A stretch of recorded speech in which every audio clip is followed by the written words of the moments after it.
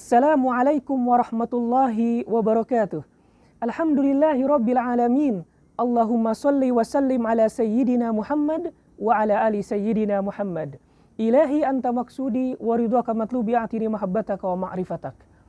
Jamaah haji yang insyaallah dimuliakan oleh Allah Subhanahu wa taala, populer di masyarakat kita, orang yang akan berangkat haji atau umrah disebut dengan orang yang telah dipanggil oleh Allah Subhanahu wa taala. Begitu juga orang yang belum berangkat haji atau belum berangkat umrah sering mengatakan saya belum dipanggil oleh Allah atau saya belum dipanggil oleh Allah Subhanahu wa taala sehingga saya belum haji dan umrah. Kata-kata panggilan ini akan menjadi topik pembahasan kita pada kesempatan ini. Jamaah yang dimuliakan oleh Allah, diriwayatkan bahwa ketika Nabi Ibrahim alaihissalam usai membangun Ka'bah di Makkah Al-Mukarramah yang saat ini, Allah Subhanahu wa taala memerintahkan kepada Nabi Ibrahim alaihissalam, wa'adzin fin nasi bil hajj. Hai Nabi Ibrahim, panggil orang-orang untuk menunaikan haji, panggil orang-orang untuk berkunjung ke Baitullah, panggil orang-orang untuk berkunjung ke Ka'bah. Mendengar perintah itu, Nabi Ibrahim berkata kepada Allah Subhanahu wa taala, bagaimana mungkin saya akan memanggil, suara saya tidak sampai kepada orang-orang, karena saat itu masyarakat tinggalnya berjauhan. Kemudian Allah Subhanahu wa taala berkata apa? Diriwayatkan, alaikal adzan wa alainal balag. Udah, tugas kamu manggil, biar tugas kami yang menyampaikan. Ini pelajaran buat kita. Alaikal adzan wa alainal balag. Itu juga bisa bermakna, udah daftar aja dulu haji, bekerja saja untuk kebutuhan keberangkatan haji, biar kami semua nanti proses dan hasilnya yang akan mengurus. Begitu juga dengan kegiatan sehari-hari. Kita ingin apa? Misalnya, kita ingin punya AC di rumah. Apa? Dari ungkapan ini, udah usaha aja, ikhtiar aja. Biar nanti kami akan mengatur prosesnya, bagaimana cara mendapatkan uang untuk membelikan AC, bagaimana cara mendapatkan uang untuk membeli sepatu. Kamu usaha, biar kami yang atur semuanya. Alaikal adzan wa alainal balag, itu pesannya. Kita usaha dan biar Allah yang lakukan pembenahannya. Disampaikan seperti itu, Nabi Ibrahim merasa yakin dan diyakinkan kembali oleh Allah Subhanahu wa taala di dalam Al-Qur'an apa? Wa'adzin fin nasi bil hajj ya'tuka. Panggillah orang-orang untuk menunaikan ibadah haji, ya'tuka, pasti mereka akan mendatangimu. Jamaah tahu kata-kata pasti mereka akan datang kepadamu diambil dari mana? Pemahaman ini diambil dari apa? Ya'tuka dalam ilmu bahasa Arab itu disebut dengan al-jazmu fi jawabit talab. Dalam ilmu bahasa Arab kita sering mengenal ada adawatu syarat. Adawatu syarat itu artinya jika kamu melakukan ini, maka yang akan terjadi ini. Idza waqa'al awwal waqa'ats tsani. Kalau yang pertama terjadi, syarat yang terjadi, maka akibatnya akan terjadi. Nah, ini sama. Jika engkau menyeru, memanggil orang-orang, pasti. Nah, jawabannya itu, pasti mereka akan datang kepadamu. Ya'tuka. Aslinya ya'tunaka, karena dia mazum sebagai al-jazmu fi jawabit talab, jadi fi'lun mudhari'un mazumun. Pasti mereka akan datang kepadamu. Semangatlah Nabi Ibrahim alaihissalam. Diriwayatkan bahwa Nabi Ibrahim menyeru orang-orang untuk menunaikan ibadah haji berkunjung ke Baitullah itu di Maqam Ibrahim yang sekarang depan Ka'bah. Ada juga diriwayatkan beliau memanggilnya di Gunung Kubais.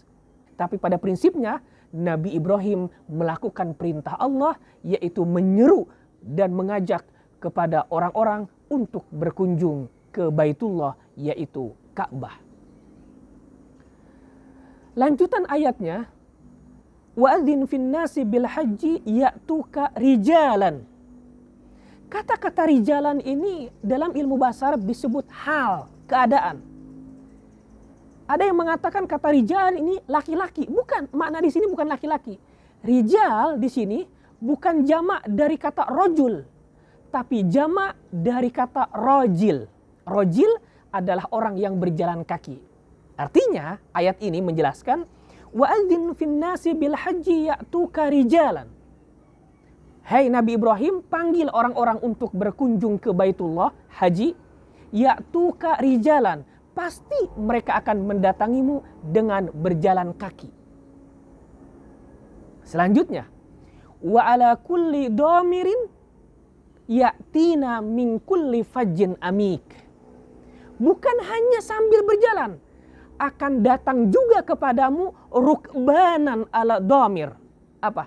Menaiki keledai atau unta atau kuda atau apapun. Kata-kata dhamir itu adalah binatang untuk menunjukkan kurus. Kenapa? Kurus dan kerempeng yang lelah akibat perjalanan. Maksudnya Allah ingin menggambarkan akan datang ke Baitullah ini orang-orang yang sangat jauh, yang penuh dengan kelelahan. Dan terbukti sekarang, subhanallah, dari berbagai penjuru dunia datang pada musim haji, datang pada musim umrah. Jamaah yang dimuliakan oleh Allah Subhanahu wa taala, kenapa dipilih kata dhamir yang berarti adalah al-ba'ir, binatang yang sangat kurus? Lalu setelah itu Allah Subhanahu wa taala mengatakan min kulli fajjin amik, dari jalan yang jauh.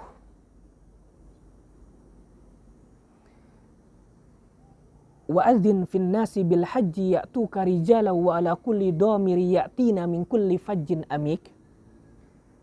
Panggillah wahai Ibrahim orang-orang untuk berkunjung ke Baitullah, maka pasti mereka akan mendatangimu dengan berjalan kaki dan juga menaiki kendaraan dari jarak yang jauh.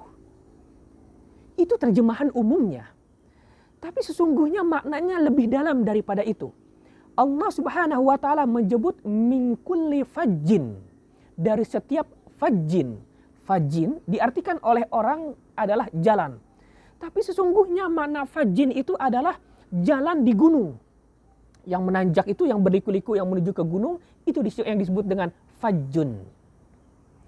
Amik diartikan oleh orang itu jauh. Padahal sesungguhnya makna amik itu adalah dalam. Jadi kalau kita lihat sumur ke bawah, terus kita cemplungin batu, nah itu dia jatuh ke dalam sumur. Kalau kita lautan, terus kita lihat ke bawah, ada ikan, itu di dalam gitu. Nah sekarang kenapa menggunakan kata amik yang dalam dan dimaknai jauh?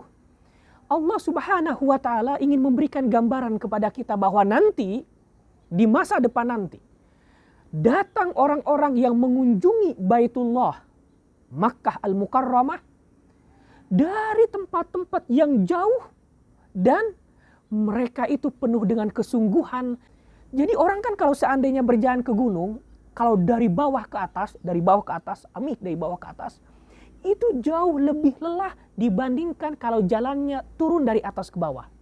Allah Subhanahu wa taala memilih kata fajjun, memilih kata amik untuk menunjukkan bahwa orang-orang yang akan berkunjung ke Baitullah, orang-orang yang akan berkunjung ke Makkah Al-Mukarramah, dia dari berbagai penjuru dan dia akan merasakan keletihan. Perjalanan yang jauh. Subhanallah, kita aja dari Indonesia sampai ke Jeddah sekitar 9 jaman di pesawat. Ada yang transit, ada yang tidak. Lelah, mut'ib, sangat melelahkan. Apalagi dari jarak yang lebih jauh dari itu. Jamaah yang dimuliakan oleh Allah Subhanahu wa taala, perhatikan ayat tadi bahwa akan datang kepada Nabi Ibrahim ya'tuka. Kenapa Allah Subhanahu wa taala menggunakan kata ya'tuka, mendatangimu? Padahal sekarang Nabi Ibrahim telah wafat. Kenapa Allah Subhanahu wa taala tidak mengatakan ya'tuhu, mendatangi Ka'bah, tapi mendatangi Ibrahim? Itu adalah tasyrifan. Itu adalah ikraman, penghormatan, penghargaan Allah Subhanahu wa taala kepada Nabi Ibrahim alaihissalam yang telah membangun Ka'bah. Karena dengan wasilah Nabi Ibrahim, Ka'bah berdiri.